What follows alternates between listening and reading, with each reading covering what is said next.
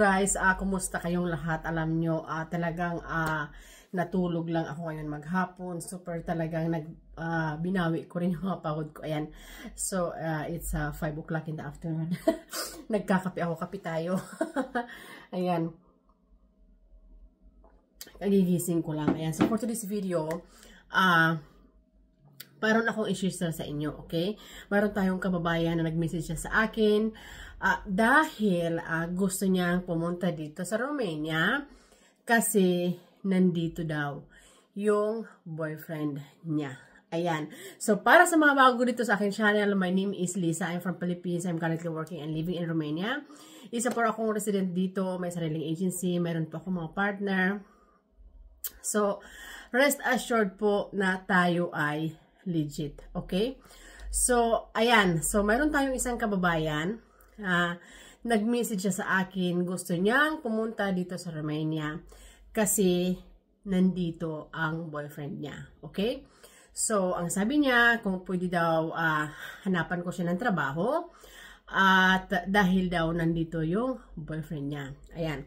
So, shout out sis. Shout out sa inyong lahat. For sure, hindi lang isa ang mayroong sitwasyon na ganito. Naiintindihan ko kayo. Ayan. So, shout out sa mga gustong pumunta dito sa Romania. Shout out sa mga waiting ng interview. At shout out sa mga nagtitiwala. Ayan. So, rest assured po na tayo ay legit. Okay?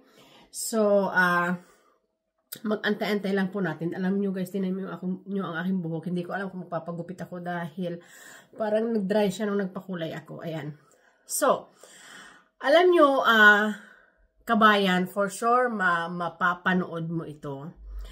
Actually, nung sinabi mo na kung pwede kitang hanapan ng trabaho dito sa Romania dahil gusto mong nandito gusto mo pumunta dito dahil nandito yung boyfriend mo. Alam mo, sa totoo lang, nagpapasalamat ako dahil honest ka. Okay? Pero, in my case, ako, in my experience, sa totoo lang, hindi kita tutulungan. Okay? Kasi, wala ka pa dito, nakikita ko na ang problema. Okay? So, sa mga ganitong sitwasyon na mayroon kayong mga boyfriend na nandito sa Romania or gusto niyo pumunta dito sa Romania dahil nandito ang mga boyfriend ninyo, guys, ang advice ko sa inyo ay sila mismo ang paasikasuhin ninyo ng mga papers para kayo ay mapapunta dito sa Romania. Alam niyo kung bakit? Sa sitwasyon ko, hindi kita tutulungan sis. I'm sorry at I'm very honest. Bakit? Dahil pagdating mo dito sa Romania, halimbawa, binigyan kita ng employer, okay? So, lahat, magpa-process tayo ng papers, lahat ng papel natin ay galing kay employer. Nandito ka na sa Romania. For example, dumating ka na dito sa Romania. Ang focus mo ay magiging dalawa, employer at boyfriend.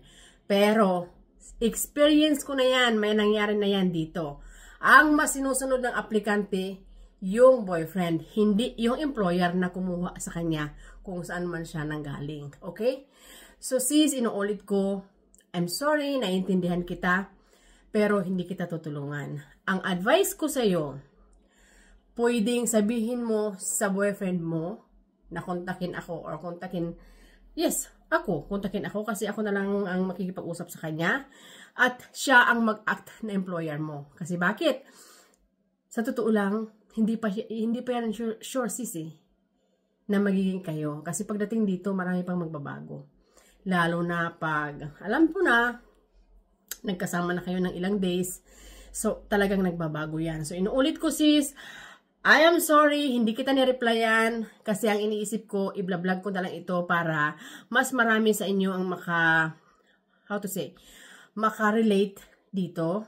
Inuulit ko, dahil sa sinabi mo, ang purpose mo ay pagpunta dito dahil nandito ang boyfriend mo, pero gusto mong tulungan kita ng employer, hindi kita tutulungan. Talagang hindi kita tutulungan dahil ang mangyayari niyan, Puro gusto mo lang lumabas para magkita kayo ng boyfriend mo, gusto magreklamo na dahil sabi ng boyfriend ko, magganyan, ganyan, ganyan.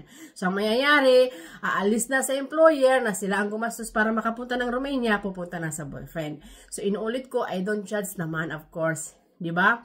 Pero, alam ko na ang mangyayari kasi may nangyari na ganito talagang sitwasyon. Okay? So, hindi na talaga tayo ulit ng ganito. So, ang advice ko sa iyo sis, para sure ka na talagang mahal ka ng boyfriend mo, ipakontak mo ako, kami ang mag-uusap, sasabihin ko sa kanya na siya ang kumuha sa iyo. Kasi yan mismo, pagdating mo pa lang sa airport, pwede nang siya ang sumundo sa iyo. Huwag na po tayong gumamit ng mga employer para lang makapunta tayo dito sa Romania at pagdating dito, pupunta lang tayo sa ating mga boyfriend. Hindi po maganda yan.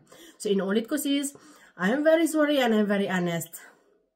Hindi kita tutulungan na maghanap ng employer dahil gusto mong pumunta sa Romania dahil nandito ang boyfriend mo. Okay? So, ingat at maraming salamat sa inyong lahat. Bye!